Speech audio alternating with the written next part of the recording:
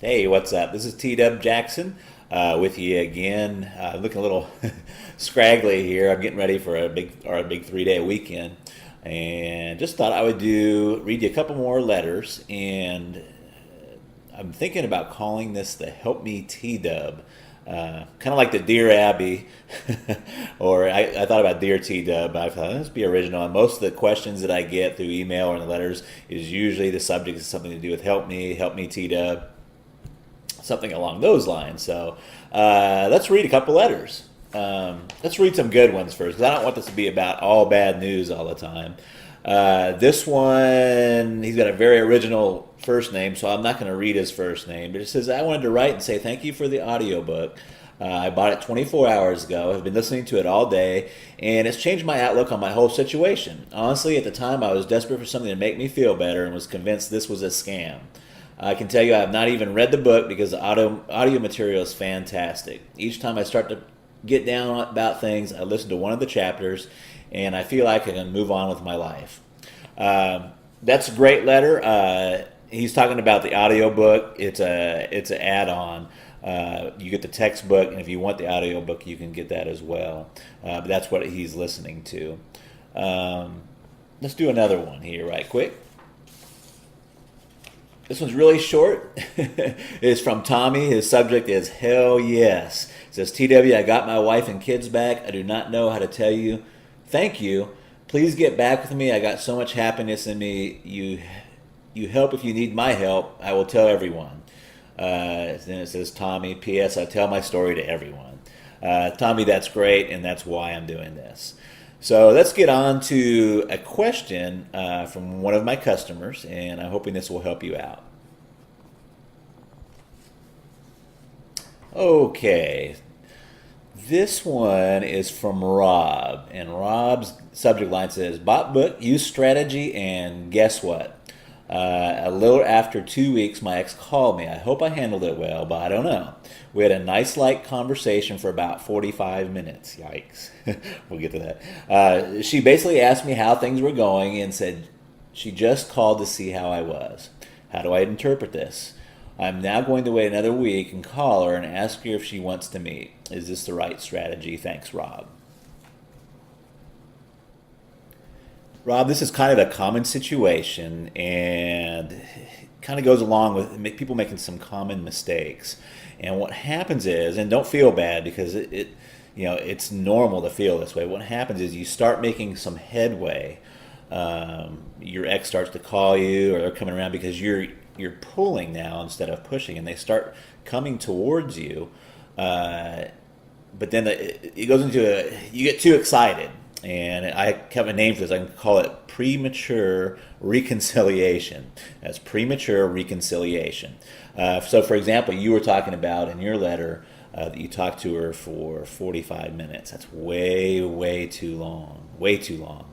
When you if they call and they catch you off guard and you don't catch the caller ID, you always want to be friendly. You can say, hey, it's great to hear from you. I'm like so busy. I don't have a whole lot of time to talk. Maybe at some point we can get back together and chat and stuff, but I don't have a whole lot of time to talk right now. And you really cut that conversation short. And the same thing, what happens a lot with a lot of folks is their ex will start to call and text message them again, and they do a lot of texting. And let me tell you, see these two things right here? I don't know if I got this up here so you can see it or not. These two things right here, your two thumbs, those are the two body parts. They can really destroy your chances of getting your ex back. Okay? Don't text, especially in that period where we are trying to work and attract them back. Don't be using that text message. That will just destroy your chances. What you want to do and what your attitude wants to be, and again, it's not all about just what you say and the words. It's got to come from the inside and the attitude. But you want to be at a point where you're saying, hey, I'm taking some time for myself. I agree with the breakup, and let's just get some space. And I love hearing from you. It's great to hear from you, but let's take some time, and then we can talk. Okay? Does that make sense? Let me give you another example.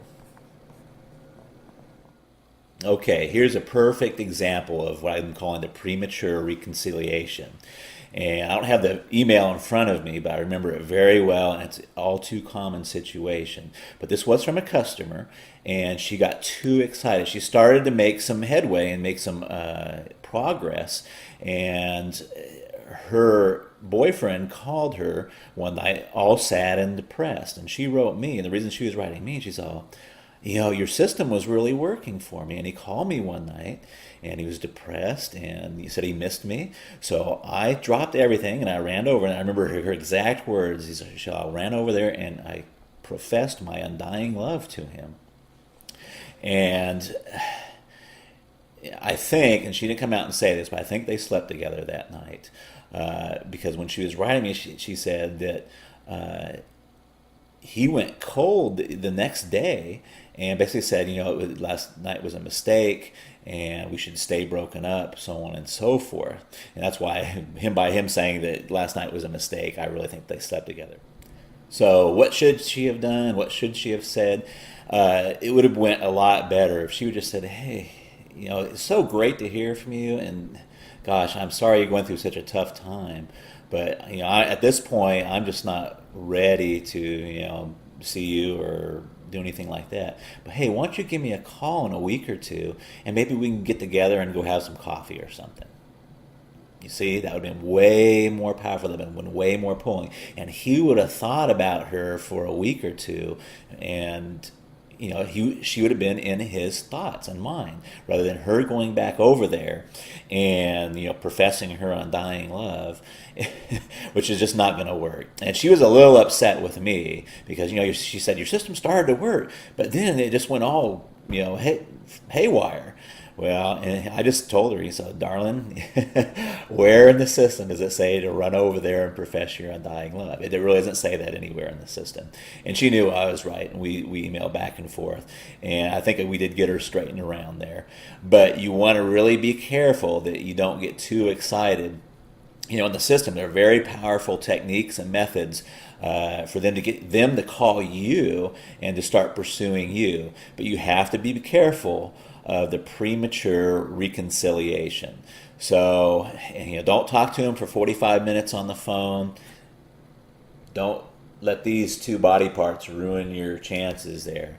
Be cool, be aloof, let them chase you a little bit. Always be a little bit hesitant. If they call you up, that 2 weeks that goes by, if he calls her up and says, hey, you said to call you up in a couple of weeks, let's go have coffee. Always be a little unsure. Maybe, that kind of sounds good. When would you like to do it? Don't just be rushing in there. Women are better at this than men are. But, don't get too excited. Don't fall victim to premature reconciliation. If you don't have a copy of Magic of Making Up, I would just like to very gently nudge you to click the link underneath there. And it really does work. It's not a scam. And I am very involved in trying to help folks get their exes back, and save families, and save relationships.